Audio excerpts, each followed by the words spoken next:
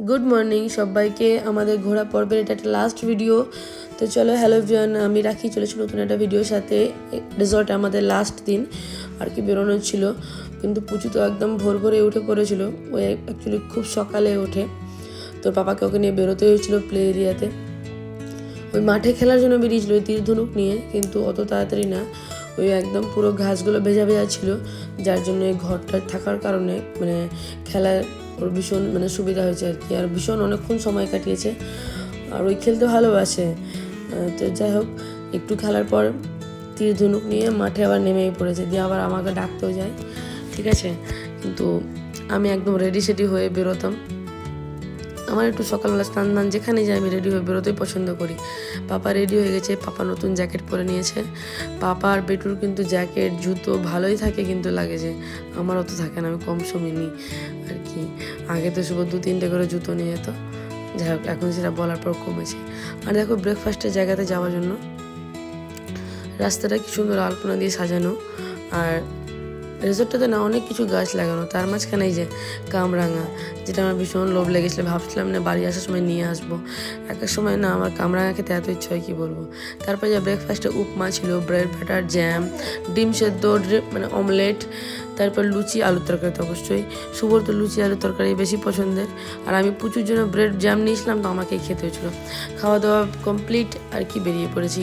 ভাবলাম আমাদের ট্রেন যদিও একটু লেট হয়ে গেছিলো আর কি, তো ভাবলাম রিসর্টে বসে না থেকে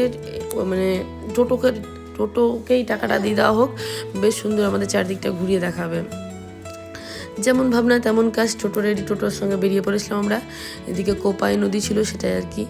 তো যাই হোক, এখন আর যে কোনো ট্যুরিস্ট জায়গাগুলোর একটা ভালো হয়েছে, টোটো তোমাকে সব কিছু বলতে বলতে নিয়ে যায় আর কি। এদিকে লাগানো আলুর গাছ, আমি অ্যাকচুয়ালি ভাবছিলাম এদিকে যদি ভিলফুডের বাড়ি দেখা হয়ে যায় আর কি আমার। তো যাই হোক, এটা আমার ভাবনা। এদিকে ঝোলা গুড় রেডি হচ্ছিলো, সেখান থেকে গুড় নিয়ে নিয়েছি আমি। তবু 2টো কৌটো আর এগুলো 2টো নিয়েছি আর কি। কিন্তু শুভ তখন নিচ্ছিল না, বাড়ি এসে আবার ওই খাচ্ছে। আমি কিন্তু আবার বলছে নাকি কম হয়ে গেছে নেওয়া। খেতে ভীষণ ভালো, একদম ফ্রেশ। তারপরে যাওয়ার টোটোতে বসে পড়েছি। ওই তো এখন তো বেশিরভাগ জায়গা বন্ধ, তো রাস্তার ধার থেকে যেতে যেতে আর কি গল্প শোনানো। এখানে ওই পৌষ মেলাটা হয়। তো যাই হোক, তারপরে আগের বার 5 বছর আগে আমরা যখন গেছিলাম না, পৌষ মেলাতেই গেছিলাম, তখন কিন্তু অতটা বন্ধ ছিল না, বেশ অনেকটা জায়গা ঘোরা যাচ্ছিল আর কি। এখন তো অনেকটা জায়গায় বন্ধ, মিউজিয়াম কয়েকটা জায়গা খোলা আর কি। তো যাই হোক, এদিকে দেখো তারপর বেরিয়ে পড়েছি। তারপরে এই যে বট গাছ, সব কিছু গল্প শোনাচ্ছিল কোথায় কী হয়েছিল আর কি। টোটো তাদের তাদের অনুযায়ী আর কি সব কিছু। আর এই গাছের পাতাটা আমার ভীষণ ভালো লেগেছে, পুরো সুইজারল্যান্ডের ফিল দিচ্ছিল আর কি, দারুণ লাগছিল। তারপরে আবার টোটোতে বসে পড়েছি, আর এটা অমর্ত্য সেনের বাড়ি, তো অনেকটা পেছনে। তো যাই হোক, আমি একটু জুম করে দেখানোর চেষ্টা করেছি। তারপরে যে শিল্প মেলা, এখানে ওই 10 টাকা করে বোধহয় টিকিট ছিল, 10 টাকা করে না, 10 টাকা করে টিকিট ছিল, প্রচুর তো লাগেনি। যাই হোক, তারপরে যে এইখানেও ছবি দারুণ আসছিল কিন্তু একদম।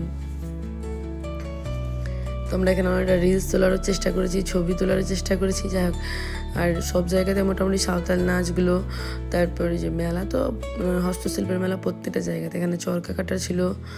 তো যাই হোক, এখানে ওই যারা ওই মালাগুলো পরো না, ওই ক্লেওয়ালা, তারপর অনেক কিছু সুন্দর সুন্দর শাড়ির সাথে ভালো যায়, খুব খুবই পাওয়া যাচ্ছিলো।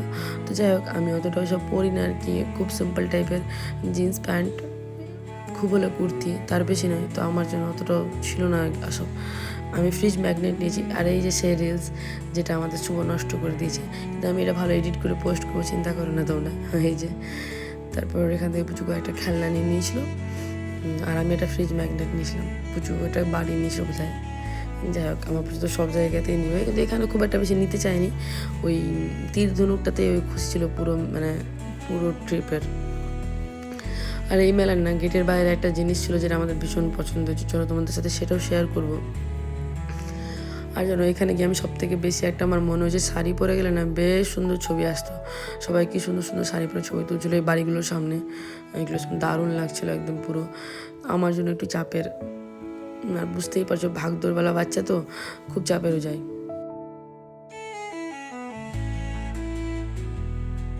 আর পুরো বোলপুর ট্রিপের এই জিনিসটা আমাকে ভীষণ ভালো লেগেছে, ওই মেলার বাইরে গেটের সামনে একজন বসে একদম পুরো ঠান্ডায় যে আম পান্না আর আম পড়ার শরবত, এত টেস্টি যাকে বলে, মানে পুরো ট্রিপের মধ্যে যদি কোনো বেস্ট কিছু হয় না তো সেটা আমাকে এই শরবতটা লেগেছে, সেই একদম দারুণ খেতে। এটা একটা সুরল রাজবাড়ি। যাই হোক, এটা আমাদের লাস্ট, আর কোনো মানে ঘোরার জায়গা ছিল না, এটা থেকে আমরা ট্রেন আর কি ধরতে যাব বলতে স্টেশন পৌঁছাবো। যাই হোক, সকালবেলা পুরো পয়সা দিচ্ছি এবং গলা পুরো বসে গেছে আর কি। তো যাই হোক, এখানে সুন্দর সুন্দর ছবি আসছিল, কিন্তু এখানে নাকি অনেক শুটিং হয়েছে।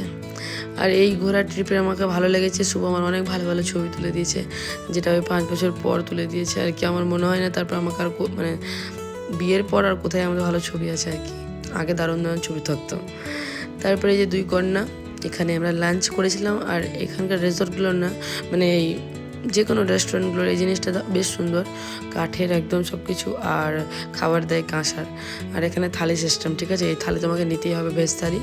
তারপর তুমি সাইড ডিশ যেটা ইচ্ছা অর্ডার করতে পারো, মাছ, মাংস, কুচু পমফ্লেট খেয়েছিলো আমি, মৌরলা মাছ, শুভ তো চিকেন।